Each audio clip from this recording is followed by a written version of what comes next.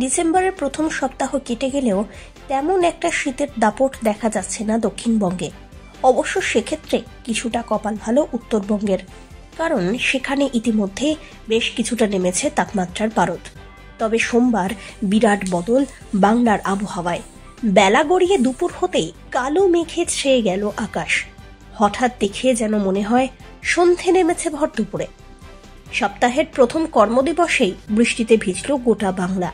কলকাতা এবং তার পার্শ্ববর্তী অঞ্চলে এক পশলা বৃষ্টি হয়ে যায় এদিন দুপুরবেলায়। একই সঙ্গে হুগলি, হাওড়া, পূর্ব ও পশ্চিম মেদিনীপুর তো বটেই, উত্তরের জলপাইগুড়ি, কোচবিহারেও হয়েছে বৃষ্টি। বৃষ্টিতে ভিজেছে বাঁকুড়া, পূর্ব বর্ধমান, আসানসোল। এদিকে নিম্নচাপের বাধায় বেশ কয়েকদিন পিছিয়ে গিয়েছে ঠান্ডার আগমন।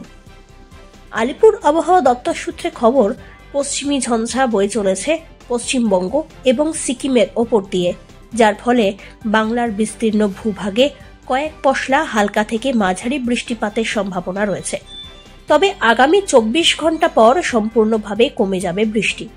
চলতি সপ্তাহের শেষের দিকে ঝলমলে হবে আকাশ এবং তার সঙ্গে জাঁকিয়ে পড়বে ঠান্ডা, তারই পূর্বাভাস দিল হাওয়া অফিস।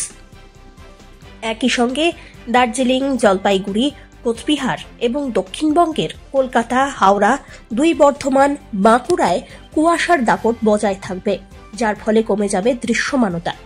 আবহাওয়াবিদরা মনে করছেন চলতি সপ্তাহের শেষ দিকেই 3 থেকে 4 ডিগ্রি পারদ পতনের সম্ভাবনা রয়েছে, আর যার ফলে বাঙালির কাঙ্ক্ষিত শীত পড়তে এখন হাতে গোনা আর মাত্র কয়েকটা দিন, তা বলাই বাহুল্য।